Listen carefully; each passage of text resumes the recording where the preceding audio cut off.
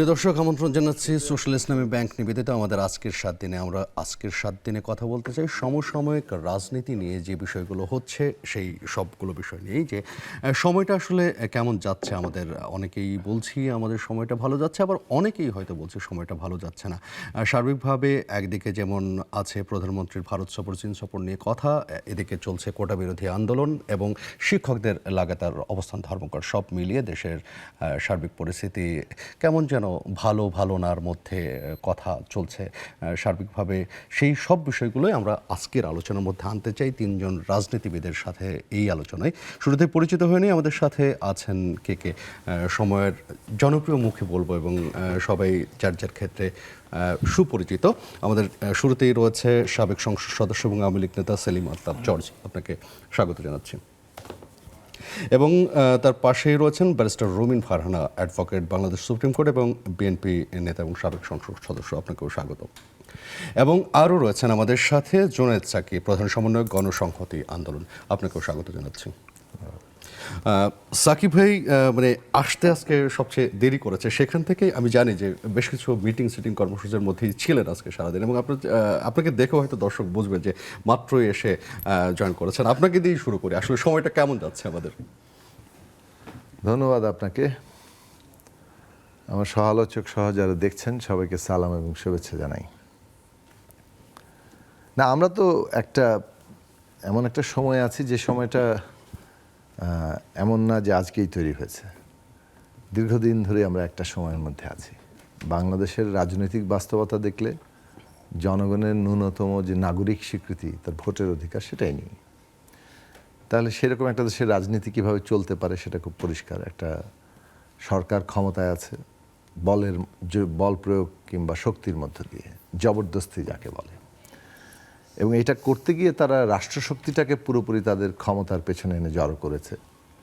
এবং এই রাষ্ট্রশক্তি সাথে একটা বিনিময় তৈরি হচ্ছে যে আমরা বিনা ভোটে ক্ষমতায় রাখবো, আর এই রাষ্ট্রের প্রতিষ্ঠানগুলো যারা কর্তা ব্যক্তিরা থাকবেন তারা নানাভাবে নানা ধরনের সুবিধা নেবেন। বিশেষত দুর্নীতি একটা সর্বগ্রাসী চেহারা যে নিয়েছে সেটা আমরা এর মধ্যে সবাই জানি। বাংলাদেশের কোন প্রতিষ্ঠানটির বিরুদ্ধে আপনি বলবেন যে দুর্নীতির অভিযোগ নেই? আপনারা এমনকি সর্বোচ্চ আদালত আমাদের চিফ জাস্টিসের বিরুদ্ধে দুর্নীতির অভিযোগ করে, সরকারই তাকে দুর্নীতির অভিযোগ করে আবার দেশত্যাগ করিয়েছে। জেনারেল আজিজ, সেনাবাহিনীর মতো প্রতিষ্ঠানের প্রধানের বিরুদ্ধে দুর্নীতির অভিযোগ, পুলিশ, র্যাব, বেনজির আহমেদের বিরুদ্ধে, কিংবা আমাদের দেশের প্রশাসন, ব্যুরোক্রেসি, এনবিআরের বিরুদ্ধে এখন দুর্নীতির একের পর এক অভিযোগ। আজকে সংবাদ মাধ্যমে দেখলাম যে সরকারি কর্মকর্তাদের সম্পদের হিসাব নিয়ে যে একটা বিধি এবং আইন তৈরি হওয়ার কথা, সেটা ফাইল অনেক দিন ধরে আটকে আছে, এবং সেইখানে সম্পদের হিসাবের যদি তারা দেনও সেটা যাতে পাবলিক না হয় সেই নিশ্চয়তা তারা সরকারের কাছে আছেন, সংবাদ মাধ্যমের বক্তব্য আর কি। সেই কারণেই সেটা আটকে আছে কিংবা দীর্ঘসূত্রিতার মধ্যে পড়ছে। তো এইটা এখন একটা আইনি কিংবা নানা ধরনের কি বলে যে এমনভাবে এটাকে তৈরি করা হবে যাতে করে তারা যে অন্যায়ভাবে সম্পদ আহরণ করবেন সেটাও যাতে আবার ধরাও না পড়ে, তার ব্যবস্থাটারও গ্যারান্টি এখানে তৈরি করা হচ্ছে। তো এইটা হচ্ছে লেনাদেনা, বিনা ভোটে ক্ষমতায় আমরা রাখবো আর আমাদেরকে অবাধে লুটপাটের সহযোগিতা। এখন অবাধে খালি সরকারি কর্মকর্তারা লুটপাট করবেন তা তো না, যারা এটাকে পরিচালনা করছেন তাদের ভাগটাই তো বেশি থাকার কথা।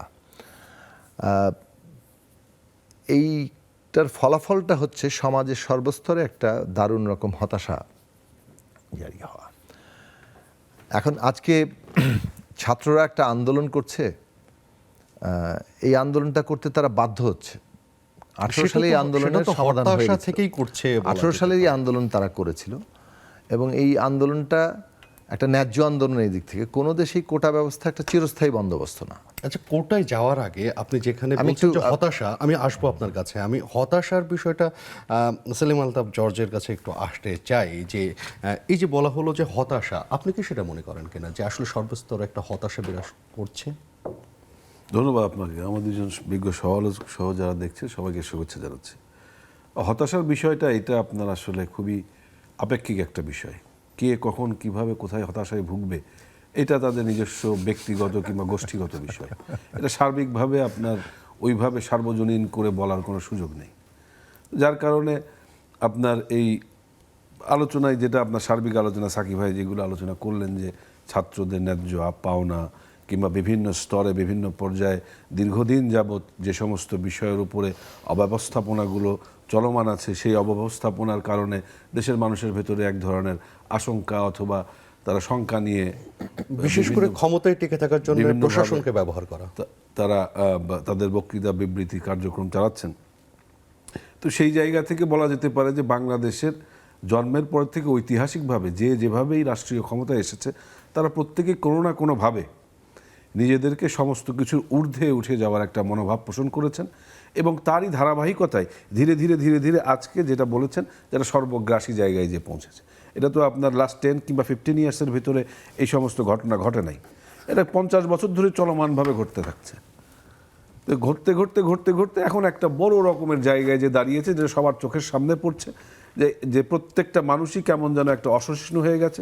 প্রত্যেকেই যার যার জায়গা থেকে বিভিন্ন রকমের বেআইনি কাজ কারবার করে চলেছেন। যেভাবে কমার্সের ব্যবসা যারা করেন তাদের কাছ থেকে তো সরকার কোনো বেনিফিট পায় না, কিংবা ক্ষমতায় থাকার জন্য তাদেরকে সরকারের প্রয়োজন নেই, তারাও দেশের বাইরে টাকা পাচার করছে। যে সমস্ত ব্যক্তিবর্গ রাষ্ট্রীয় চাকরি বাকরি করেন, যাদেরকে সরকারের রাষ্ট্রীয় ক্ষমতায় থাকতে কোনো প্রয়োজন নেই, তারাও কিন্তু দেখবেন দুর্নীতিতে ঢুকছে। যেমন কারিগরি বোর্ডের চেয়ারম্যানকে আপনি দেখবেন যে ওনারা সার্টিফিকেট বিক্রির জন্য দায়ী হচ্ছেন কিংবা দেখা যাচ্ছে। তো নানানভাবে বলা যেতে পারে যে দেশের সর্বস্তরেই কিভাবে যেন এই ধরনের একটা অসহিষ্ণুতার কথা বলছেন, এখানে সরকার আসলে দায়ভার বহন করে কিনা। দেখেন, এটা আপনার সমাজের এই অবস্থানটা কিন্তু রাষ্ট্র নির্ধারণ করে না, রাষ্ট্র পরিচালিত হয় রাষ্ট্রের নীতির মধ্য দিয়ে।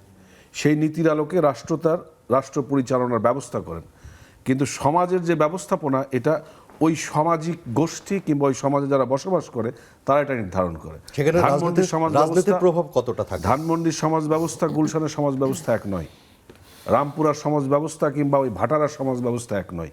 ওইখানে যারা বসবাস করেন এই বসবাসকারীরাই নিজেরা নিজেদের সমাজ তৈরি করেন, ওইভাবেই সমাজ পরিচালিত হয়। ওই সমাজের ভেতরে রাষ্ট্র তার নীতি দিয়ে সমাজের যে ব্যবস্থাপনা সেটা পরিবর্তন করতে পারে না, পৃথিবীর কোথাও সে ব্যবস্থাপনা নেই। এই জন্য আমরা বলছি সামাজিকভাবেই আমরা সার্বিকভাবে কেমন যেন একটা জায়গায় যাচ্ছি, সেটা আমি ব্যক্তিগতভাবে ব্যাখ্যা করতে পারবো না। যারা সমাজবিজ্ঞানী আছেন তারা হয়তো বলতে পারবেন যে কেন ধীরে ধীরে এইদিকে আমাদের দেশের সবাই। বাট আপনি এটুকু মেনে নিচ্ছেন যে সুস্থির না আমরা একটা অসহিষ্ণুতার মধ্যে এইটা শুধু বাংলাদেশের বিষয় না, সমস্ত পৃথিবীতেই এরকম অস্থির অবস্থা বিরাজ করছে। এবং অস্থির অবস্থা বিরাজ হওয়ার পেছনে বিশ্ব রাজনীতিতে যারা ভূমিকা রাখেন তারা নিজেরাই এই পৃথিবীকে অস্থির করার জন্য নানান রকমের কার্যক্রম পরিচালনা করছে। তার ভেতরে অবশ্যই বাংলাদেশ তো এই পৃথিবী ব্যবস্থাপনার বাইরে কিছু নয়, সেটা ছিটে ফোটা তো আমাদের দেশেও পড়বে, যার কারণে অস্থিরতা বাড়তে পারে। যে আমি একটু রুমিন ফারহানার সাথে কথা বলতে চাই যে এই যে অস্থির সমাজ এবং বললেন যে সমাজই দায়ী, রাষ্ট্র আসলে রাষ্ট্রীয় কাঠামোর মধ্যে চলে, কিন্তু রাজনীতি ছাড়া রাজনীতিক সিদ্ধান্ত ছাড়া কি আসলে সমাজ পরিবর্তন করা সম্ভব? আপনাকে অসংখ্য ধন্যবাদ। আজকে প্রধানমন্ত্রী তার চীন সফরের উপরে একটা প্রেস ব্রিফিং করেছেন, আপনারা নিশ্চয়ই দেখেছেন। তো এটা সকল চ্যানেলেই দেখাচ্ছিল। প্রেস ব্রিফিংটা অ্যাজ ইউজুয়াল যেটা হয়, যেই পরিচিত মুখগুলো সবসময় প্রশ্ন করেন তারাই ছিলেন, যে ঢঙে তারা প্রশ্ন করেন আজকের সংবাদ সম্মেলনও তার ব্যতিক্রম ছিল না। তবে এখানে একটি মজার তথ্য প্রধানমন্ত্রী দিয়েছেন। ওনাকে যখন দুর্নীতি নিয়ে প্রশ্ন করা হচ্ছে, আবেদ আলীর বিষয়ে প্রশ্ন করা হচ্ছে, প্রধানমন্ত্রী তখন খোলামেলা বলেছেন, আমার বাসায় কাজ করে গেছে পিয়ন 400 কোটি টাকার মালিক, সেই পিয়ন হেলিকপ্টার ছাড়া চলতে পারে না, প্রধানমন্ত্রীর মুখের কথা। আমার খুব জানতে ইচ্ছা করে সেই পিয়নের ব্যাপারে প্রধানমন্ত্রী কি ব্যবস্থা নিয়েছেন। উনি পিয়নকে স্যাক করেছেন, ওনার চাকরি থেকে বরখাস্ত করে সরিয়ে দিয়েছেন, এটুকু পর্যন্ত উনি বলেছেন। কিন্তু একজন 400 কোটি টাকা বানিয়ে ফেলা পিয়ন বা যে কোনো পর্যায়ের কর্মকর্তা কর্মচারী যাই হোক না কেন, তার শাস্তি কি কেবলমাত্র চাকুরিচ্যুত হওয়া? 1, 2 হলো খোদ প্রধানমন্ত্রীর সঙ্গে কাজ করে যিনি 400 কোটি টাকা বানাতে পারেন, একজন পিয়ন 4র্থ শ্রেণীর কর্মচারী, প্রধানমন্ত্রীর স্নেহধন্য বড় বড় ব্যবসায়ী, ব্যাংকের মালিক, নানান সময়ে যাদেরকে আমরা প্রধানমন্ত্রীর চারপাশে দেখি, তারা আসলে কত হাজার বিলিয়নের মালিক এই প্রশ্নটা তো আমরা করতেই পারি।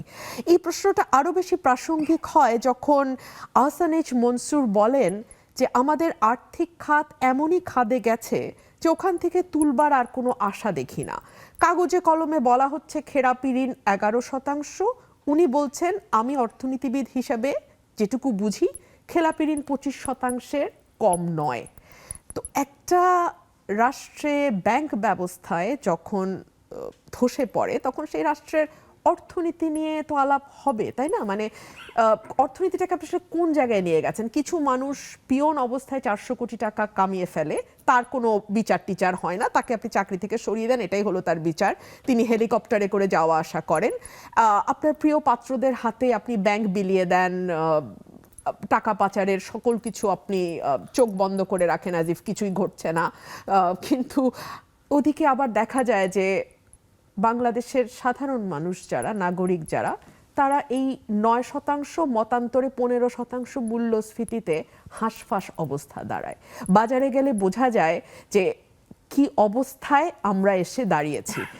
এবং আপনি জানেন নিশ্চয়ই যে বাংলাদেশে এই ঢাকা শহরেই ফকিন্নির বাজার বলে একটা বাজার আছে, যেখানে ভাঙা ডিম, মাছের কাটা, মুরগির পা, ফেলে দেওয়া জিনিস, এই জিনিসগুলো বিক্রি হয় এবং এগুলোর ভালো ক্রেতা আছে। একটা সময় একেবারেই প্রান্তিক পর্যায়ের মানুষরা ক্রেতা ছিলেন, এখন নিম্ন মধ্যবিত্ত ওই বাজারগুলোতে গিয়ে তাদের প্রাত্যহিক জিনিসপত্র কেনাবেচা করেন। তো এরকম একটা রাষ্ট্রে অস্থিরতা হবে না, এটাই তো অস্বাভাবিক। অস্থিরতা হবে, এটাই স্বাভাবিক। আমার প্রশ্ন সুনির্দিষ্টভাবে যে রাজনীতি বা রাজনৈতিক সিদ্ধান্ত এখানে কিভাবে প্রভাবিত করে? রাজনীতি সকল কিছুর নিয়ন্ত্রক। রাজনীতি যখন থাকে না বা রাজনীতি যখন পচে যায় তখন বাকি কোনো কিছুই ঠিক থাকার কথা না। দেখুন, সকলেই বলবেন এখানে যে আমি সব ক্ষেত্রে কেন ভোটের কথা আনি। ভোটের কথা আনি এজন্যই যে ওটা হচ্ছে দ্য ভেরি বেসিক। ওটা যদি নষ্ট হয়ে যায় তখন কিন্তু আর মানুষের কোনো মূল্য থাকে না। আর মানুষের মূল্য না থাকলেই পিয়ন 400 কোটি টাকা বানায় ফেলতে পারে, কিংবা দেশের মেজরিটি যেখানে জবাবদিহিতার কথা বলছেন নিশ্চয়ই আপনি, মেজরিটি অংশ ফকিন্নির বাজারে গিয়ে বাজার করবে। 730 কোটি টাকা বরাদ্দ হবে পানি নিষ্কাশনের জন্য, কিন্তু ঢাকা শহর ভেনিস হয়ে যাবে। নৌকা দিয়ে আমাদের ঢাকা শহরে চলাচল করতে হবে, মতিঝিল থেকে শুরু করে উত্তরা পর্যন্ত 3 ঘন্টার বৃষ্টিতে ঢাকা ডুবে যাবে। এটাই তো আসলে হওয়ার কথা। আসলে এই যে অব্যবস্থাপনাগুলো, এই প্রশ্নটা আমি জর্জ ভাইকে করতে চাই, যে অব্যবস্থাপনা বা যেটাই আমরা বলছি যে মানুষ কষ্টে আছে, সেটা কি আসলে দুর্নীতি না আমাদের ইনএক্সপেরিয়েন্স, আমাদের মানে ঘাটতি? কি মনে হয় আপনার? না, এটা খুবই গুরুত্বপূর্ণ প্রশ্ন। আমাদের এই ঘাটতি বলার ক্ষেত্রে আমাদের আসলে যে সমস্ত পলিসিসগুলো অত্যন্ত লজিক্যাল হওয়া প্রয়োজন, কোহিয়ারেন্ট পলিসিস, এইগুলোর ক্ষেত্রে অবশ্যই ঘাটতি তো কিছুটা আছেই। এটা মানে it's not from today, since the beginning of this country. তো আমাদের ওই পলিসিগুলোর ক্ষেত্রে তো অবশ্যই ঘাটতি আছে। নাহলে রাজুক একটা প্রতিষ্ঠান সৃষ্টি হওয়ার পরের থেকে মতিঝিলের যত অফিস ভবন, কোনোটার কার পার্কিং নেই, এত যানজট। তারা যখন এখানে বসেছিলেন ওরা কি বুঝতে পারেন না বিষয়টা? ঢাকা শহরের বিভিন্ন জায়গায় বড় বড় সুপার মার্কেট যাদের পারমিশন দিয়ে থাকে, কার পার্কিং থাকে না। এর কারণ হচ্ছে কি, দুর্নীতিটা যতটা না প্রয়োজন বা দায়ী, তার থেকে বেশি হচ্ছে আমাদের পলিসির ক্ষেত্রে যে সমস্ত ব্যক্তিবর্গগুলো এগুলো নিয়েছেন ইতিপূর্বে, সেইগুলোর ক্ষেত্রে সমস্যা তো কিছুটা আছেই। আপনি মানিক মিয়া এভিনিউতে দেখবেন 6 লেনের রাস্তা, এক্সিট মাউথ দেখবেন 2টা গাড়ি পার হতে পারবে না। তো এই 6 লেনের রাস্তা দিয়ে লেন তো আপনার বের হওয়া 6টাই হতে হবে, যে 2টা লেন হয়ে গেছে। তার মানে বুঝতে হবে যে ওই সময় যারা কাজগুলো করছেন হয় ইনএক্সপেরিয়েন্স ছিলেন আপনার কথা মতো, অথবা পলিসি গ্রহণের ক্ষেত্রে তাদের সিদ্ধান্তহীনতা কিংবা অন্য কোনো কিছু হতে পারে। তো এইভাবে আপনার ধীরে ধীরে ধীরে ধীরে এগুলো বেড়েছে। তো বাড়ার ফলেই না আজকে যে কথা বলা হচ্ছে অস্থিরতা, দুর্নীতি, এটা তো আপনার সবার সামনে আজকে প্রকাশিত হচ্ছে। কেন প্রকাশিত হচ্ছে? সরকার চাচ্ছে যে যারা এর সাথে জড়িত তাদেরকে সামনে আনা, জনগণের সামনে দাঁড় করানো, বাংলাদেশের যে এক্সিস্টিং বিচার ব্যবস্থা, যে সিস্টেম, এই সিস্টেমের ভেতর দিয়ে তাদেরকে বিচার ব্যবস্থার সামনে দাঁড় করানো। সেই জায়গায় কিন্তু বাংলাদেশ আওয়ামী লীগ, মাননীয় প্রধানমন্ত্রী ছাড় দিচ্ছেন না। উনি বলেছিলেন এবং কাজগুলো চলছে। অনেকে প্রশ্ন করতে পারেন যে তাহলে এগুলো 2 দিন পরে লোক দেখানো বন্ধ হয়ে যেতে পারে। এটা কথার কথা বলতে পারেন ওনারা, কিন্তু এটার বিচার কার্যক্রম চলছে এবং বিচার শেষ হবে। সেখানেও কিন্তু- এখন এই দুর্নীতির প্রশ্নটার ক্ষেত্রে ঘুরে ফিরে একটা জায়গায় সবাই আসার চেষ্টা করে।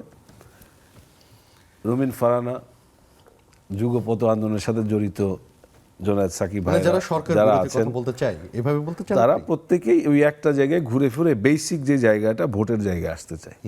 আসাটা অত্যন্ত স্বাভাবিক, কিন্তু এই জায়গায় আসতে হলে এই ভোট ব্যবস্থাপনার ভেতরে ওনারা যে কথাগুলো বলেন যে অব্যবস্থাপনা আছে, সেই অব্যবস্থাপনা দূর করার জন্য যেই সমস্ত কার্যক্রমগুলো প্রয়োজন সিস্টেমেটিক্যালি, সেই জায়গায় যদি কেউ যেতে না চায়, যদি মনে করে যে না সরকার সেই সিস্টেমেটিক ওয়েতে চেঞ্জ হওয়ার পথটাও অবরুদ্ধ করে রেখেছে কিংবা রাখতে পারে, এই রকম একটা ভাবনার জায়গা থেকে ওনারা যদি সিস্টেমেটিক ওয়েতে না যেয়ে একটা অন্য একটা পদ্ধতি অনুসরণ করেন, যেই পদ্ধতিতে আমরা বাংলাদেশের ভোট ব্যবস্থাপনা পরিবর্তন করব, সেই জায়গায় আওয়ামী লীগ বারবার বলছে এইটা আর পসিবল না। সেই পসিবল না ওনারা বলছেন না হ্যাঁ পসিবল, আমরা এটা করে দেখাবো, টেনে হিঁচড়ে নামাবো, বিভিন্ন ব্যবস্থাপনার ভেতরে যাব।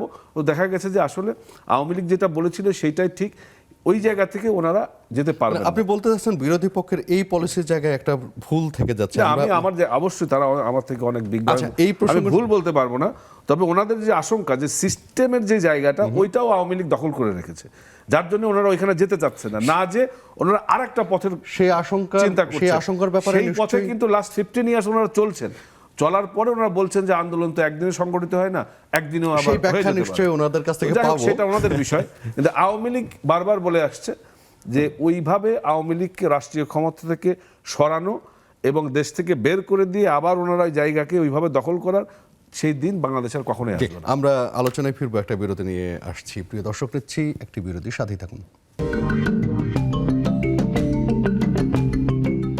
প্রিয় দর্শক, আমন্ত্রণ আরও একবার, আপনি আছেন নেক্সাস টেলিভিশনের সাথে 7 দিনের আয়োজনে।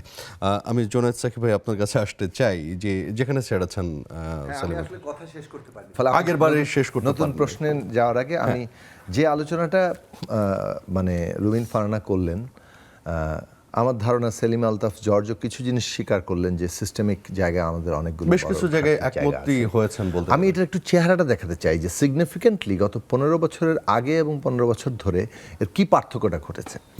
আপনি দুর্নীতি বাংলাদেশের শুরু থেকে ছিল, এখন দুর্নীতিকে কাঠামোগতভাবে আপনি ঠেকানোর ব্যবস্থা করেননি, কারণ জবাবদিহিতার জায়গাগুলো সবই অত্যন্ত দুর্বল, ক্ষমতা এককেন্দ্রিক, ক্ষমতার যেহেতু জবাবদিহিতা কম, তার ফলে দুর্নীতি আস্তে আস্তে আস্তে বাসা বাঁধে, ক্ষমতার সাথে দুর্নীতি একাকার হয়ে পড়ে।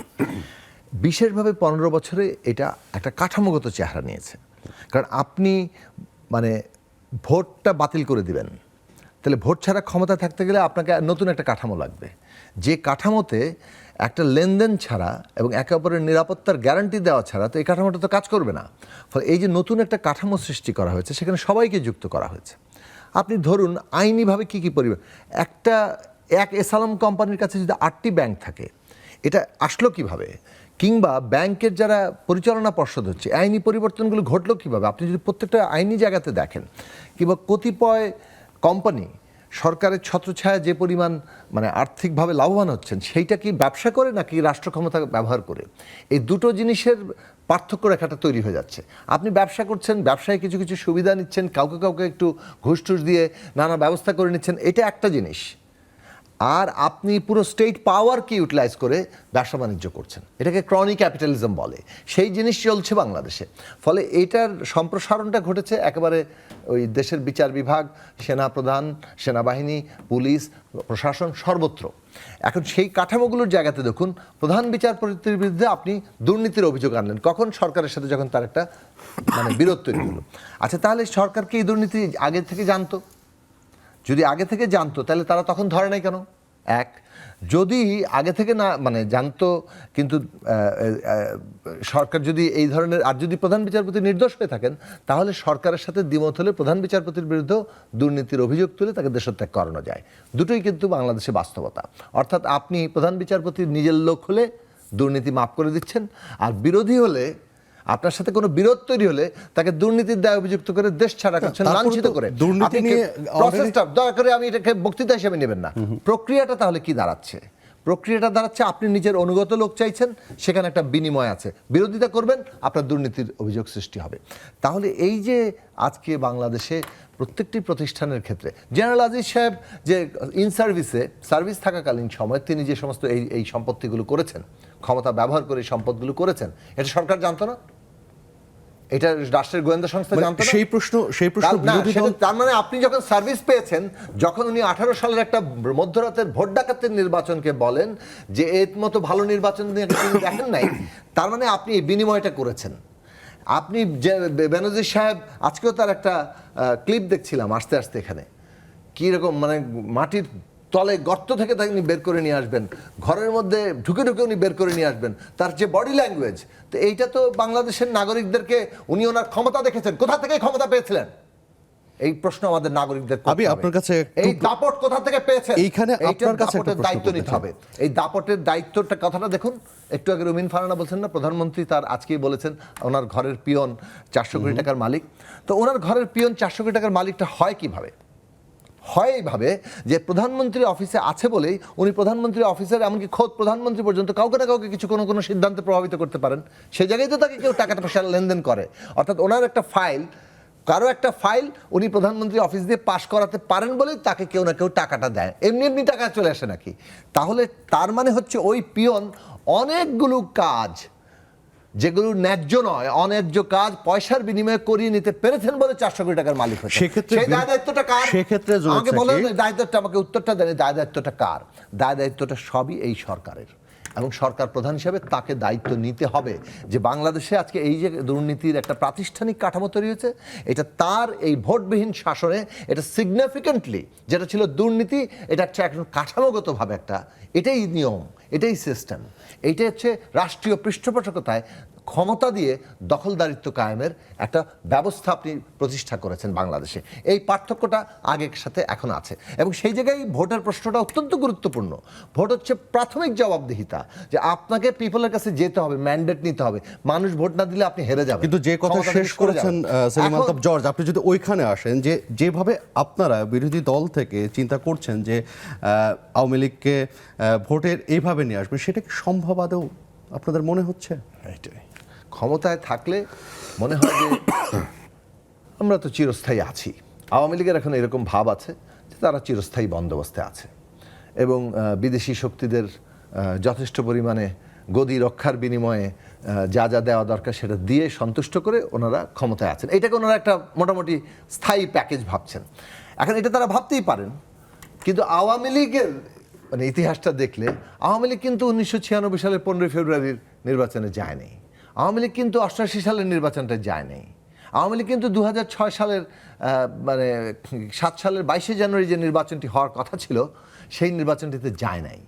তাহলে এই না যাওয়ার পেছনে কারণ আছে। মানে বিষয়টা কি আপনারাও ওইভাবে আওয়ামী লীগকে অনুসরণ করছেন? না, আওয়ামী লীগকে অনুসরণ, আওয়ামী লীগ যেমন অন্যদের অনুসরণ করেছে, আবার এটাই বাস্তবতা যে আপনি যখন দেখছেন যে এখানে মানুষ ভোট দিতে পারবে না, তখন সেই নির্বাচনটাতে গিয়ে আমরা হেরে আসলাম, এটা আমাদের দুর্বলতা, ও বিরোধী দল জিততে পারে নাই। আপনি নিশ্চিত জানেন যে একটা ফেয়ার ইলেকশন হলে আপনার মানে আসন সংখ্যা কোথায় থাকবে? আপনি বললেন মানুষ, সেই নির্বাচনটাকে আপনি বলছেন যে না, বিরোধী দল 50 সিট 60টা সিট তো পাইতো, তাহলে সেটাতে অন্তত যাইতো, আমরাও তো গেছিলাম, এটা গিয়ে আপনি এটাকে একটা বৈধতা দিতেন। এইটাই তো আওয়ামী লীগের আবদার। আপনি তো সেই আবদার একবার বিরোধী দল পূরণ করে ফেলেছে। 2018 সালে সেই চেষ্টাটা বিরোধী দল করেছে যে এই সিস্টেমের মধ্যেই নির্বাচনে গিয়ে কিছু হয় কিনা। সেই নির্বাচনে মধ্যরাতে 40% ভোট ডাকাতি হয়, আর দিনের বেলা বাকি 40% হয়। সেটা জেনারেল, পুলিশ, আইজিপি সবাই মিলে সেটাকে বাস্তবায়ন করেন, এবং তারপরে তারা বলেন এরকম নির্বাচন তো আমরা জীবনে কখনো দেখিনি। এই যে বাংলাদেশের সমস্ত প্রতিষ্ঠানগুলোর মর্যাদাকে কয়েকজন ব্যক্তি সুবিধার বিনিময়ে শেষ করতে পারছেন, এটাই নতুন কাঠামো। এই কাঠামোটাতে জনগণের সংগ্রাম ছাড়া এটাকে আমরা ধাক্কা না দিলে এটা বদল ঘটবে না। এখন আওয়ামী লীগ এই বাজিতে ধরেছে, বাঘের পেটে চড়েছে, এখান থেকে নামতে পারবো না, কারণ নামলে যে পাহাড় সমস্ত অভিযোগের জায়গা তৈরি হয়েছে, এই সবগুলো তাদের বিরুদ্ধে যাবে। তারা ভালো করে জানে তারা কি করেছে, সেই কারণে তারা যে কোনো মূল্যে ক্ষমতা আঁকড়ে ধরে থাকছে। এখন প্রশ্নটা হচ্ছে বাংলাদেশের অস্তিত্ব এটা কোন দিকে যাবে? বাংলাদেশের অস্তিত্ব অর্থনৈতিক দিক থেকে, রাজনৈতিক দিক থেকে, সার্বভৌমত্বের দিক থেকে এবং সামাজিক দিক থেকে। আপনি রাষ্ট্র হচ্ছে সমাজের প্রধান নিয়ন্তা। আপনি যতই বলেন যে সমাজ আছে, হ্যাঁ সমাজে কিছু কিছু জিনিস আছে, কতগুলো জিনিস সমাজের মধ্যে অনেক শক্তভাবে থাকে, কিন্তু রাষ্ট্র কিন্তু ধীরে ধীরে সেগুলোকে হয় ধীরে বদলায় অথবা এক ঝটকা রাষ্ট্র কাঠামোর মধ্যে দিয়ে বদল সম্ভব করে। রাষ্ট্র ঠিক করে কে কিভাবে চলবে। আপনি রাস্তায় কিভাবে চলবেন এটা আপনি সমাজ দিয়ে চলেন না, কিন্তু আপনার রাষ্ট্রের আইন দিয়ে চলেন। কাজে আমার বাংলাদেশের বাস্তবতা হচ্ছে রাষ্ট্রের আইনগুলো যে ক্রমাগতভাবে মানে যাকে বলে যে কার্যকর থাকতে পারছে না, কারণ এই আইন তো এক একজনের জন্য এক এক রকম। আমি আপনার মানুষের জন্য ভোটের বিষয়ে আসতে চাই যে সেই মানুষ কারণে- আসলে ভোটে আস্থা কতটুকু রাখতে পারছে, মানুষ আসলে ভোট কতটা চায়, কিন্তু বিরতি নিতে হচ্ছে। এই পার্ট শেষ হয়ে গেছে। আমরা প্রিয় দর্শক নিচ্ছি একটা বিরতির, সাথেই থাকুন।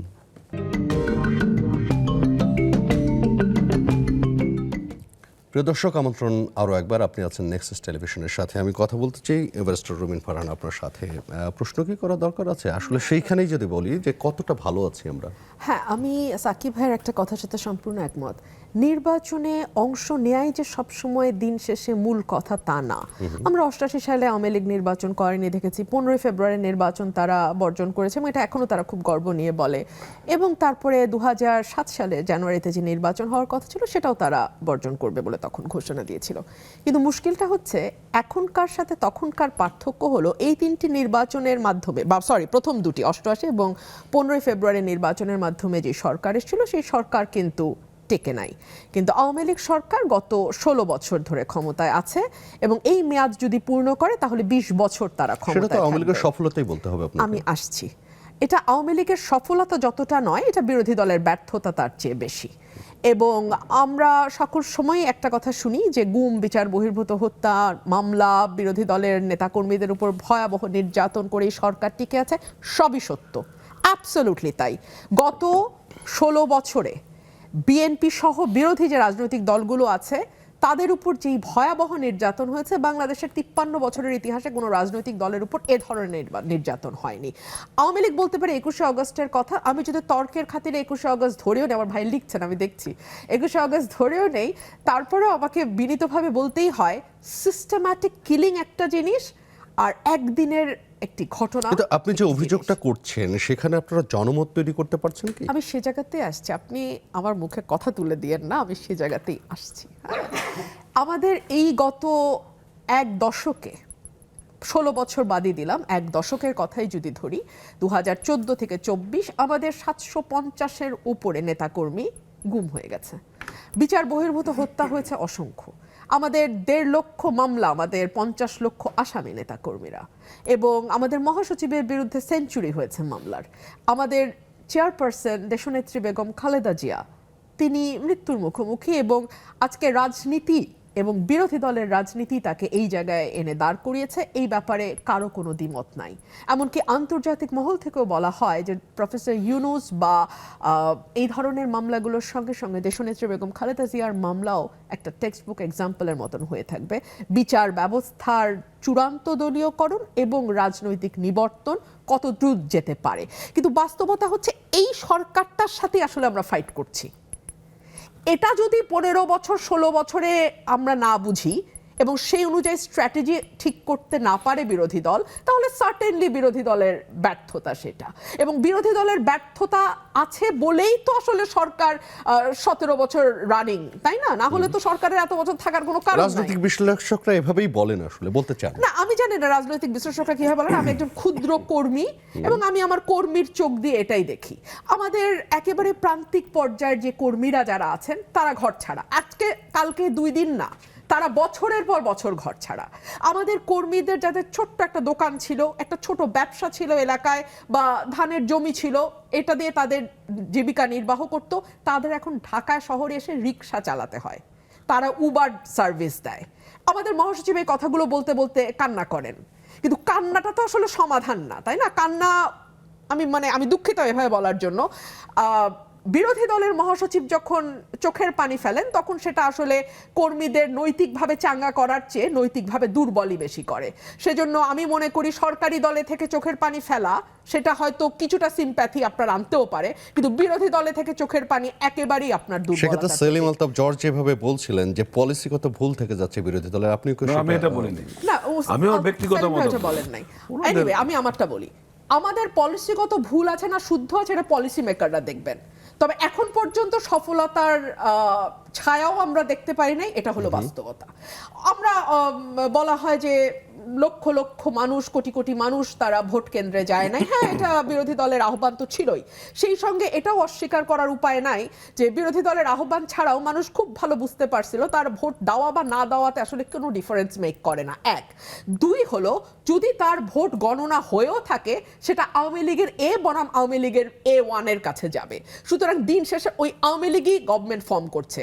তো এই সকল কিছুর বিবেচনায় আসলে সাধারণ মানুষের ন্যূনতম বোধ বুদ্ধি থাকলে এইটুকু বোঝা উচিত যে ভোট কেন্দ্রে যাওয়াটা সময় নষ্ট ছাড়া আর কিছু না, এবং নিজের জীবনকে ঝুঁকির মুখে ফেলা, কারণ বলা তো যায় না কখন এ বনাম A1 মধ্যে মারামারি লেগে যায়। বিকজ আমরা দেখছিলাম যে গত কয়েক মাসের রিপোর্টে আওয়ামী লীগের অন্তর্কোন্দল, নিজেদের মধ্যে সংঘাতে ৩৫ জন মারা গেছে, এবং বলা হচ্ছে যে এমন অবস্থা আওয়ামী লীগ বনাম আওয়ামী লীগের তৈরি হয়েছে যে দলটির অস্তিত্ব নিয়ে এখন অনেক সময় নেতারা চিন্তিত হয়ে পড়েন। প্রথমত তো সংসদ নির্বাচন গেল, যেখানে আওয়ামী লীগ বনাম আওয়ামী লীগের দামি ক্যান্ডিডেট, সেখানে ভাগ বাটোয়ারা তৈরি হলো, বিভাজন তৈরি হলো দলে।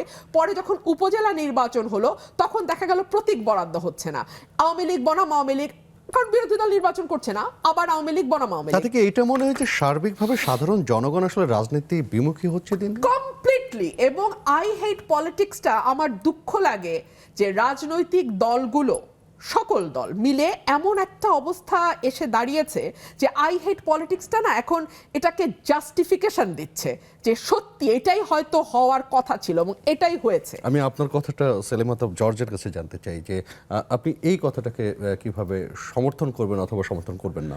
তার আগে আমি দুইটা কথা বলে নিই যে রুমিন ফারহানা বলেছেন ভয়াবহ নির্যাতন নির্বাচনের মধ্য দিয়ে তাদের নেতাকর্মী অনেকগুলো অভিযোগ ছিল, নানানভাবে তারা ভয়ানকভাবে শঙ্কায় সারাদিন সকাল থেকে সন্ধ্যা পর্যন্ত চলে। এই কথাটা ওনারা রাজনৈতিকভাবে নিজের জায়গা থেকে বলেন, কথাটার ভিত্তি আসলে ততটা নেই। নির্যাতন ভয়াবহ বলছেন আওয়ামী লীগের, তো 21শে আগস্টের কথা বলবে।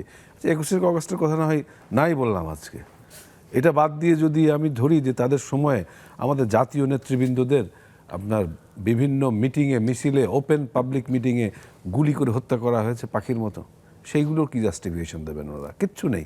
আমরা মামলা দূরের কথা, আদালতে যাওয়ার আশেপাশে আমরা যেতে পারিনি। যেইভাবে ওনারা এই রাষ্ট্রকে একটা সন্ত্রাসী রাষ্ট্রের কায়দায় পরিণত করেছিলেন, বিভিন্ন রকম দুর্বৃত্ত দিয়ে এই দেশটা ভরে গিয়েছিল, বাংলা ভাই ইংলিশ ভাই দিয়ে নানান রকম মানুষের দৌরাত্মে এদেশের মানুষের নাভিশ্বাস উঠে গিয়েছিল।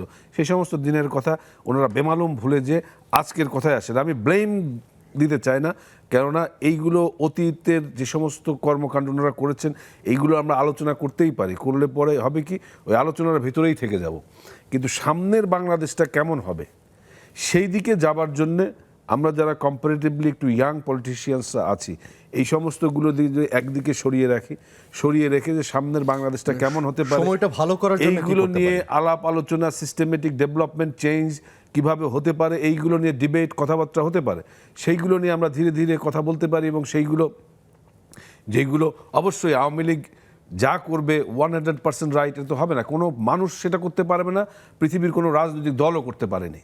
আমরা সর্বোচ্চ যেটা সেটা করার চেষ্টা করছি। 100% রাইট আওয়ামী লীগের কখনোই দাবি করে নাই, কিন্তু আমরা আমাদের এই ভুলগুলো যারা সমালোচনা করেন তাদের কাছ থেকে শুনে সংশোধনের মধ্য দিয়ে সামনের দিকে এগিয়ে নিয়ে যাওয়ার জন্য কাজ করছি। সেই ক্ষেত্রে সবাই আমরা নানান রকমের আমাদের মতামত পরামর্শ দিতে পারি, সেইগুলো একত্রিত করে সামনের দিনের বাংলাদেশ কেমন হতে পারে সেটা নিয়ে আলোচনা করা যেতে পারে। নির্বাচনে গ্রহণ বা অংশগ্রহণ না করা নিয়ে কথা বলছি না, এটা করতেই পারেন। আওয়ামী লীগ উদাহরণ দিয়েছেন যে কোন কোন সালে অংশগ্রহণ করেনি, তাতে আওয়ামী লীগের কি সুবিধা হয়েছে, পরে তারা আন্দোলন করে কেয়ারটেকার গভর্নমেন্ট এনেছে, এইগুলো আলোচনা তারা সবাই বিভিন্নভাবে করে থাকেন। আওয়ামী লীগের রাজনৈতিক স্ট্র্যাটেজি, সেই স্ট্র্যাটেজি নিয়ে আওয়ামী লীগ রাজনীতি করেছে, এবং তারপরে আওয়ামী লীগের কাছ থেকে ধার করার স্ট্র্যাটেজি নিয়ে ওনারা যদি করেন তাহলে পরিষ্কারভাবে দেশের মানুষ বুঝতে পারে যেটা অন্যান্য অনেকেই বলেন একটা মেধাশূন্য রাজনীতির পরিচয় বিভিন্ন সময় তারা দিয়ে যাচ্ছেন। এই 15 বছরে বাংলাদেশের মানে পরিবর্তন কতটা হয়ে গেছে সেইগুলো ওনারা বিবেচনায় রাখেন না। মানুষের ভাবনা চিন্তা চেতনার যে পরিবর্তন হয়েছে, এই পরিবর্তনের ফলে ওনারা যে এই কেয়ারটেকার গভর্নমেন্ট ফিরিয়ে আনার জন্য লাস্ট 15 ইয়ার্স ধরে যেভাবে ক্রমাগত আন্দোলন করছেন, সেই আন্দোলন যে এই দেশের মানুষকে স্পর্শ করছে না এটা ওনারা বুঝতে পারছেন না, এটা বা অনুধাবন করতে পারছেন না, কেননা মানুষের ভাবনা চিন্তার ভেতরে মানে পরিবর্তন হয়ে গেছে। জনসম্পৃক্ততার সেই জায়গা থেকে পরিবর্তনের পিছিয়ে জায়গাটা ওনারা অনুধাবন করছেন কি করছেন না আমি জানি না। বিএনপির কর্মীরা ঘরে থাকতে পারে না, মির্জা ফখরুল ইসলাম সাহেব নানান সময় নানান রকম কথাবার্তা বলেন। আমার নিজের একটা নির্বাচনী এলাকা আছে, কনস্টিটিউয়েন্সি আছে, আমি প্রত্যক্ষভাবে সংসদ সদস্য নির্বাচনে অংশগ্রহণ করি। আমার এলাকায় একটা বিএনপির নেতাকর্মীকেও ঘর ছাড়া হয়নি। প্রত্যেকেই আছে, প্রত্যেকেই ব্যবসা করছেন, প্রত্যেকের জীবিকা ঠিকমতো নির্বাহ করছেন। একজন মানুষও কমপ্লেন করতে পারবে না আমার নির্বাচনী এলাকায় কোনো বিএনপির নেতাকর্মী কোনোভাবে তারা হেনস্থা হয়েছেন। এই একই পরিস্থিতি সমস্ত বাংলাদেশেই আছে।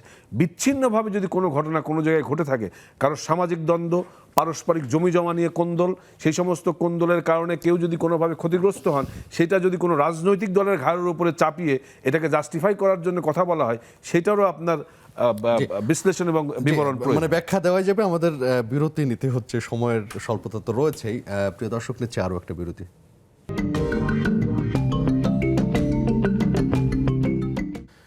প্রিয় দর্শক, আমন্ত্রণ আরও একবার। আপনি দেখছেন 7 দিনের আয়োজন। আমরা কথা বলছি সমসাময়িক সময় নিয়ে, যে সময়টা ভালো যাচ্ছে কি। আমি সেখান থেকেই শেষ করতে চাই। জুনায়েদ স্যারকে আপনার কাছে আসতে চাই যে সময়টা ভালো করার জন্য আসলে কিভাবে চিন্তা করতে চান। একটা উদাহরণ দিই, যেমন এই যে কোটা নিয়ে এখন আন্দোলন চলছে, এইটা একটা সময়ের বাস্তবতায় পরিবর্তন হওয়া দরকার ছিল। সেই পরিবর্তনটা কিন্তু করা হচ্ছে না, বরং যে মুক্তিযোদ্ধাদের কিংবা তার সন্তানদের আমরা জাতীয়ভাবে একটা ঐক্যমত্যের ভিত্তিতে একটা সম্মান হিসেবে দেওয়া হয়েছিল যে তারা সরকারি চাকরিতে এই সুযোগটা পাবেন, সেটাকে আবার কিন্তু এখন মুক্তিযোদ্ধাদের কথা বলি তার পরবর্তী প্রজন্মের জন্য একটা অধিকার হিসেবে বলা হচ্ছে কিংবা সেটাকে কন্টিনিউ করছে, কিন্তু এর পেছনে কিন্তু পলিটিক্যাল মোটিভ আছে। এই যে জায়গাগুলো, প্রত্যেকটা জায়গাকেই যদি আপনি রাজনৈতিক স্বার্থ, দলীয় স্বার্থ, গোষ্ঠী স্বার্থকে মানে কাজে লাগানোর উদ্দেশ্যে পুরো রাষ্ট্রটাকে ওইভাবে সাজিয়ে ফেলেন, তখন এটা সকল মানুষকে, রাষ্ট্রের একটা কাজ হচ্ছে জনগণের মধ্যে নানা কারণে যে বিরোধগুলো তৈরি হয় সেটার মীমাংসা করা এবং মীমাংসার চেষ্টা করা এবং জনগোষ্ঠীকে সেভাবে ঐক্যবদ্ধ রাখা। সেই ইনক্লুসিভ জায়গাটা এই বর্তমান রাষ্ট্র হারিয়ে ফেলেছে। প্রতিষ্ঠা থেকে এর গণ্ডগোল ছিল, এটা এখন একেবারে তার সমস্ত সমস্যা নিয়ে হাজির হয়েছে। যার ফলে আমরা যেটা বলছি যে আমাদের সামনে একটা সুষ্ঠু নির্বাচন তো দরকার, মানুষের ভোটের অধিকার প্রতিষ্ঠা হওয়া দরকার, কিন্তু সেটা পুরো রাষ্ট্র ব্যবস্থাটাকে একটা ন্যূনতম গণতান্ত্রিক ভিত্তির উপর না দাঁড় করিয়ে একটা ভোটও আসলে মানে আপনি বলতে যাচ্ছেন যে ভোটের অধিকারটা নিশ্চিত হলে বাকি জায়গাগুলোর জবাবদিহিতা ভোটের অধিকারটা গণতান্ত্রিক অধিকারের সাথে যুক্ত হয়ে পড়েছে। একটা ভোটও আর নিশ্চিত হবে না ডেমোক্রেসি না থাকলে, আর ভোট না থাকলে তো ডেমোক্রেসি হবেই না। ফলে সেই দিক থেকে এইবারের আন্দোলনের যে গুরুত্বটা ছিল, যে এইবারের আন্দোলনের বিরোধী দলগুলো নতুন একটা, এই রাষ্ট্রটা যা চলবে না, পুরো রাষ্ট্র ব্যবস্থাটার যে একটা বদল ঘটাতে হবে, সেইটার একটা প্রস্তাব 31 দফার মধ্যে দিয়েছিল। এটা একটা নতুন রাজনৈতিক বন্দোবস্তের প্রস্তাবটার মধ্যে বিরোধী দলের উপলব্ধি আছে, এটা তারাও শাসন করেছে। বিএনপি তো কয়েকবার ক্ষমতায় ছিল, কিন্তু তাদেরও একটা উপলব্ধির জায়গা আছে যে রাষ্ট্রটা যেভাবে এসছে তাতে এভাবে আর দেশটা চলবে না। সেইখানে আওয়ামী লীগের মতো দলের যে ভূমিকা রাখা দরকার ছিল তারা সেইটা করতে চাইছে না। তারা এই জবরদস্তি ক্ষমতাটাকেই রক্ষা করার জন্য মরণপণ করতে চাইছে। সে জনগণের সামনে সে কারণে আন্দোলন ছাড়া কোনো উপায় নেই। জনগণের আন্দোলন ব্যর্থ হওয়া মানে সরকারের সাফল্য না। আসলে আন্দোলন জনগণ জবরদস্তি ক্ষমতা থাকার জন্য আওয়ামী লীগ নামক ঐতিহ্যবাহী দলটির যে কলঙ্ক যুক্ত হয়েছে, ইতিহাস সেটা প্রমাণ করে। ধন্যবাদ আপনাকে। আমি আসতে চাই রুমিন ফারহানা আপনার কাছে। দেখুন, বাংলাদেশের মানুষকে বুঝতে হবে দেশটা তার, এবং এই দেশটার পরিচালনা এবং এই দেশটা আসলে কোন দিকে যাবে সেটার পুরোটা মানে নির্ধারণ করবার অধিকারও তার, এবং এই অধিকারটা কিভাবে আদায় করতে হবে সেই পথটাও তাকেই বেছে নিতে হবে। দেখুন, আজকে যদি সংসদের দিকে আপনি তাকান, মেধা শূন্যতার কথা বলছিলেন বিরোধী দলের প্রসঙ্গে, মেধা শূন্যতা, আপনি একটু সংসদের দিকে তাকান, আপনি সেখানে হুন্ডি ব্যবসায়ী দেখবেন, আপনি সেখানে মাদক ব্যবসায়ী দেখবেন, আপনি সেখানে মানব পাচারকারী দেখবেন, এবং আপনি সেখানে সোনা চোরাচালান কারবারিদের দেখতে পাবেন। আমি একদম মানে জেনে বলছি, আপনি গণমাধ্যমে বিভিন্ন সময়ে যে রিপোর্টগুলো এসছে সেখানে তাদের নাম, কোন কনস্টিটিউয়েন্সি, সব খুব পরিষ্কার দেওয়া আছে।